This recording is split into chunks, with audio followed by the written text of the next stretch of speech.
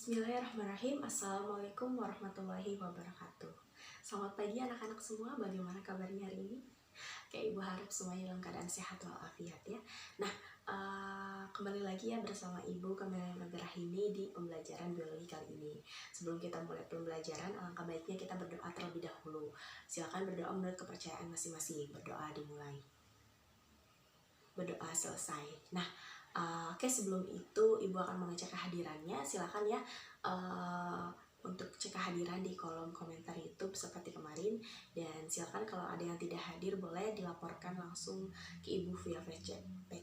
Nah, sebelum mulai pelajaran Ibu tanya dulu nih, apakah semuanya sudah siap untuk memulai pembelajaran biologi kali ini? Oke, Ibu harap semuanya sudah siap ya. Kita akan membahas mengenai virus di pertemuan kedua. Nah, ada yang masih ingat kemarin di pertemuan pertama bagaimana replikasi virus itu? Oke, terima kasih ya sudah menjawab. Nah, kemudian kenapa sih kita mempelajari ciri-ciri virus sebelum ke klasifikasi virus? Ada yang tahu? Oke, terima kasih ya yang udah menjawab. Nah, selanjutnya apakah kalian tahu gitu, emangnya apa sih peran virus dalam kehidupan kita? Nah, oke. Makasih ya. Nah, jadi itu ya, kita harus tahu mengenai peran manfaat virus dalam kehidupan. Nah, kemudian tujuan pembelajaran kali ini yang pertama yaitu peserta didik mampu mengklasifikasikan jenis-jenis virus dengan tepat, kemudian peserta didik mampu menjelaskan peran virus dalam kehidupan, kemudian peserta didik mampu menjelaskan ciri-ciri orang yang terkena virus COVID-19, kemudian peserta didik dapat menjelaskan cara menghindari bahaya dari virus COVID-19, kemudian peserta didik dapat membuat slogan mengenai bahaya AIDS dengan tepat. Nah, itu tujuan pembelajaran kita kali ini. Ini ya, adapun konten materi kita kali ini dapat dilihat ada klasifikasi virus, peranan virus dalam kehidupan, kemudian penyebaran dan pengendalian penyakit yang disebabkan oleh virus, gejala terinfeksi virus COVID-19, dan juga cara menghindari penularan COVID-19 ini. Sebelum itu Ibu ada video ya, silakan disimak, dan jika ada yang ingin ditanyakan atau ditanggapi, Ibu persilakan.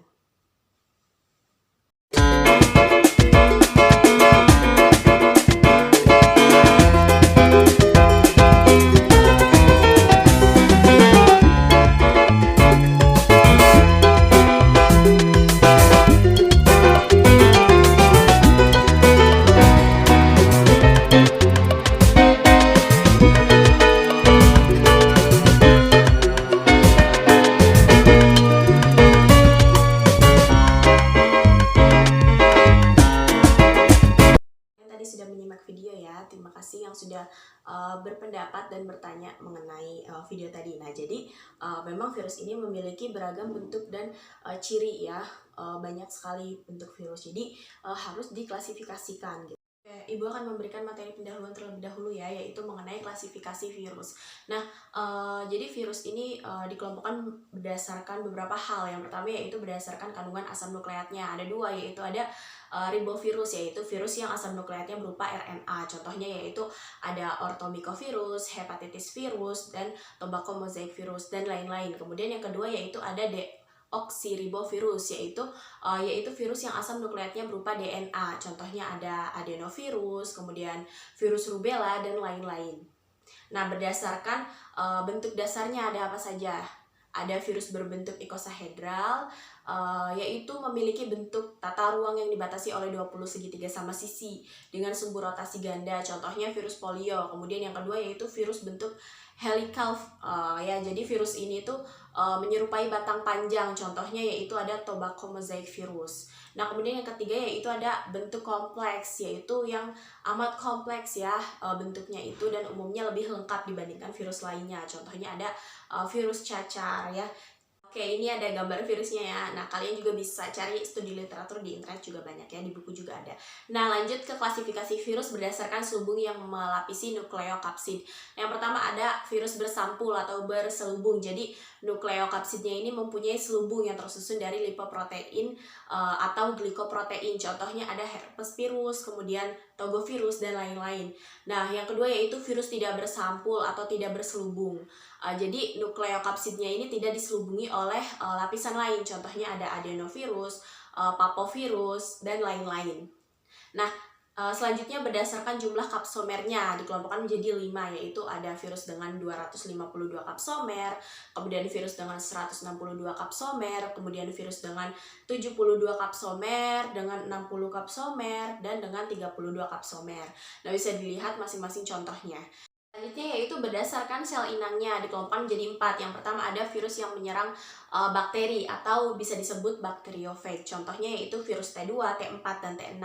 Kemudian ada juga virus yang menyerang manusia, contohnya virus HIV. Kemudian virus yang menyerang tumbuhan juga ada, yaitu tobacco mosaic virus contohnya. Kemudian ada juga virus yang menyerang hewan, contohnya yaitu pada rhabdovirus, yaitu penyebab rabies pada anjing dan kera. Nah, dapat dilihat juga contoh lainnya ya. Berdasarkan video dan penjelasan dari Ibu tadi dan diskusi kita, jadi kita hari ini merumuskan masalah mengenai yaitu pertama bagaimana peran virus dalam kehidupan, yang kedua yaitu bagaimana penyebaran dan pengendalian penyakit yang disebabkan oleh virus, yang ketiga yaitu bagaimana mengetahui kalau kita terkena gejala terinfeksi COVID-19, kemudian bagaimana cara mencegah penularan virus COVID-19. Silakan sekarang kalian membagi ke dalam 4 kelompok ya. Ibu akan bagikan LKPD-nya. Silakan duduk sesuai kelompok masing-masing. Nah, ini LKPD-nya dan Ibu akan bacakan prosedurnya. Pertama yaitu isilah identitas nama anggota kelompok dan kelas kalian, kemudian siapkan alat atau media yang akan digunakan, buatlah WhatsApp grup sesuai kelompok, carilah literatur yang berkaitan dengan virus baik dari buku maupun sumber lain seperti internet, tuliskan hasil literatur pada data collecting, kemudian jawablah pertanyaan pada data processing, presentasikan hasil diskusi melalui WhatsApp grup dengan video ya. Kemudian untuk jawaban LKPD boleh dalam bentuk dokumen ataupun di scan ataupun foto. Perwakilan kelompok kirimkan jawaban LKPD via WhatsApp pribadi ke grup LP. Silakan kalian sudah bisa mulai mengerjakan. Kalau ada yang ingin ditanyakan, silakan tanyakan kepada Ibu.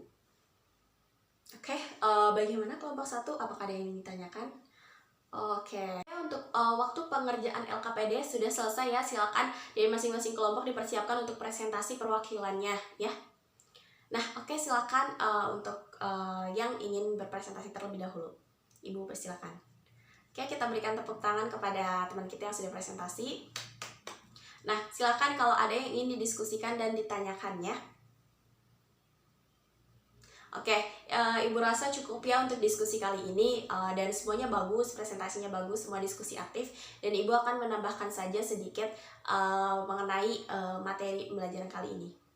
Kita bahas mengenai peran virus dalam kehidupan. Nah, tadi ada ya virus yang menguntungkan dan virus yang merugikan. Nah, jadi di sini ada virus yang menguntungkan. Contohnya apa saja? Yang pertama yaitu virus yang menyerang bakteri patogen, yaitu virus ini dapat melumpuhkan atau mematikan bakteri patogen atau bakteri penyebab penyakit. Nah, sehingga bakteri patogen menjadi tidak berbahaya lagi bagi manusia. Contohnya bakteri penyebab difteri yang berbahaya akan berubah sifatnya menjadi tidak berbahaya jika disisipi profag dalam DNA-nya. Yang kedua yaitu sebagai alat diagnosis.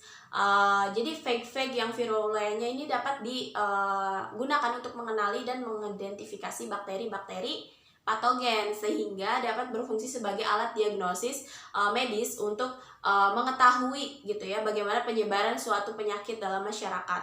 Nah, kemudian virus sebagai penghasil antitoksin, yaitu virus dengan teknik rekayasa genetika atau penyisipan gen dapat digunakan untuk menghasilkan antitoksin ya yang dapat digunakan untuk melawan penyakit pada manusia. Nah, yang keempat yaitu untuk pembuatan vaksin. Selanjutnya yaitu ada virus yang merugikan, dapat dikelompokkan menjadi berapa? 3. Yang pertama yaitu virus yang menyebabkan penyakit pada manusia. Yang pertama ada HIV, virus HIV yang menyebabkan AIDS ya, adalah suatu penyakit yang menyerang sistem kekebalan tubuh. Yang kedua yaitu ada hepatitis, disebabkan oleh virus hepatitis A, B, C, D, E. Virus ini menyerang hati penderita yang menyebabkan cairan empedu beredar ke seluruh tubuh sehingga darah penderita berwarna kuning. Nah, kemudian ada DBD, ditularkan melalui gigitan nyamuk Aedes aegypti ya. Nah, kemudian ada influenza disebabkan oleh infeksi virus ortoneovirus, ditularkan lewat udara dan masuk ke alat-alat pernafasan. Kemudian ada SARS atau sindrom pernapasan akut disebabkan oleh virus baru yang bermutasi dari virus corona. Kemudian ada poliovirus, virus ini menyerang sel-sel yang membatasi saluran pencernaan dan sel-sel susunan saraf pusat. Kemudian ada cacar air disebabkan oleh virus varicella. Kemudian ada campak atau morbili disebabkan oleh morbillivirus dan paramyxovirus A. ya, yang menginfeksi saluran pencernaan bagian atas dan di darah. Kedua yaitu ada virus yang menyebabkan penyakit pada hewan. Contohnya yaitu tetelo, merupakan penyakit ayam yang disebabkan oleh virus Newcastle disease. Nah, kemudian ada penyakit mulut dan kuku pada sapi yang disebabkan oleh foot and mouth disease virus. Kemudian ada rabies yang menyerang anjing, kucing, dan monyet yang disebabkan oleh rhabdovirus. Kemudian ada penyakit kanker pada ayam yang disebabkan oleh Rous sarcoma virus. Kemudian ada penyakit tumor dan infeksi paru-paru hewan ternak yang disebabkan oleh adenovirus. Nah, yang ketiga yaitu virus yang disebabkan yang menyebabkan penyakit pada tumbuhan. Contohnya itu ada penyakit bercak kuning yang disebut mozaik karena pada tanamannya terinfeksi, yaitu ada tomat, labu, dan tembakau, yaitu diserang oleh virus tobacco mosaic virus. Nah, yang kedua yaitu ada kerdil tanaman yang diserang oleh virus tungro. Pertumbuhannya akan melambat sehingga tampak kecil. Selanjutnya yaitu penyebaran dan pengendalian penyakit yang disebabkan oleh virus. Nah, seperti kita tahu bahwa virus dapat menular dari penderita ke organisme lain yang sehat sekalipun. Nah, jadi perlu adanya upaya pencegahan ya terhadap serangan virus ini, yaitu salah satunya dengan vaksinasi. Nah, ada dua jenis vaksin. Yang pertama yaitu vaksin yang mengandung virus yang dinonaktifkan dan vaksin yang mengandung virus yang dilemahkan. Nah, kedua vaksin ini dapat masuk ke dalam tubuh melalui suntikan dan ada yang melalui mulut juga. Jadi vaksin yang masuk ke dalam inang dapat menghentikan replikasi virus sehingga virus tidak akan bertambah banyak dalam tubuh inang. Dengan vaksinasi kita juga dapat dengan meningkatkan daya tahan tubuh kita gitu ya untuk mencegah virus ini masuk ke dalam tubuh kita. Yang pertama yaitu dengan pola makan teratur. Nah, kita harus mengatur pola makan kita yaitu 3 kali sehari. Jadi makanlah sebelum lapar dan berhentilah makan sebelum kenyang agar metabolisme tubuh dalam kita ini berjalan dengan lancar. Nah, yang kedua yaitu makan makanannya yang bergizi. Makanlah makanan yang untuk meningkatkan daya tahan tubuh seperti sayur-sayuran, buah-buahan, dan biji-bijian, serta kurangi makanan cepat saji. Kemudian olahraganya yang teratur. Jadi kita harus membiasakan diri untuk olahraga teratur dengan cara memulai olahraga pagi gitu ya, misalkan setiap hari atau bebas sih. Nah, kemudian tidur yang cukup. Jadi istirahat ini adalah yang paling penting ya. Jadi kita sebaiknya tidur antara 6-8 jam. Kemudian hindari stres dalam kehidupan. Itu pasti selalu sih ada permasalahan. Namun masalah bukan untuk kita hindari. Kita harus segera mengatasi agar tidak terjadi stres. Yaitu bagaimana gejala terinfeksi COVID-19. Nah, yang pertama yaitu ada napas pendek atau sesak nafas. Biasanya ini adalah gejala yang paling serius dan harus ditangani oleh pihak medis. Nah, kemudian demam juga, kemudian ada batuk kering, kemudian menggigil dan sakit di sekujur tubuh. Yang ada masalah pencernaan, kemudian kehilangan penciuman ya, kemudian dan rasa juga. Kemudian ada kelelahan bagi sebagian orang yang terinfeksi COVID ini. Kemudian juga ada kita merasakan sakit kepala, sakit tenggorokan, dan hidung tersumbat. Merupakan beberapa gejala ya orang yang terinfeksi COVID. Nah, sekarang bagaimana cara menghindari penularannya? Yang pertama yaitu selalu jaga jarak aman dari orang lain, minimal 1 meter meskipun orang itu tidak tampak sakit ya. Kemudian kenakan masker di ruang publik. Kemudian cuci tangannya secara rutin menggunakan sabun dan air atau cairan pembersih tangan berbahan alkohol. Kemudian kita ikuti vaksinasi. Kemudian saat batuk atau bersin, tutup mulut dan hidung dengan lengan atau tisu. Jangan keluar rumah jika merasa tidak enak badan, dan jika demam, batuk, atau kesulitan bernafas, kita harus segera mencari bantuan medis. Mungkin segitu untuk tambahan dari Ibu. Silakan jika ada yang ingin menyimpulkan. Oke, terima kasih yang sudah menyimpulkan.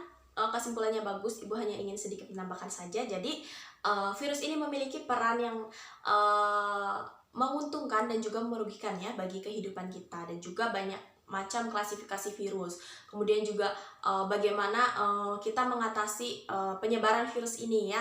Tadi sudah disampaikan juga, dan kemudian bagaimana ciri-ciri orang yang terinfeksi COVID, dia contohnya demam, kemudian sesak nafas dan lain sebagainya. Nah, mungkin itu untuk pertemuan kita pada kali ini ya, materinya kita cukupkan sampai di sini. Ibu ucapkan terima kasih kepada kalian semua yang sudah mengikuti pembelajaran kali ini dengan baik. Kita tepuk tangan buat diri kita semua. Nah, untuk mengukur seberapa paham kalian pada materi ini, Ibu akan bagikan soal post test. Silakan dikerjakan dalam waktu 10 menit. Ibu kasihkan linknya. Untuk waktu pas tesnya sudah habis ya, Ibu harap semuanya sudah selesai mengerjakan dan nilainya semoga bagus-bagus, amin ya robbal alamin. Nah, kemudian silakan pelajari untuk materi selanjutnya ya di minggu depan. Dan Ibu ada tugas untuk kalian, yaitu kalian untuk membuat slogan mengenai bahaya AIDS. Silakan kalian tulis di buku ataupun boleh di mana saja, sekreatif mungkin ya. Jadi kalian tulis slogannya. Nah, kemudian untuk materi kali ini Ibu cukupkan ya. Kurang lebihnya Ibu mohon maaf apabila ada kesalahan. Terima kasih semuanya atas perhatiannya. Wabillahi taufiq wal hidayah. Wassalamualaikum warahmatullahi wabarakatuh.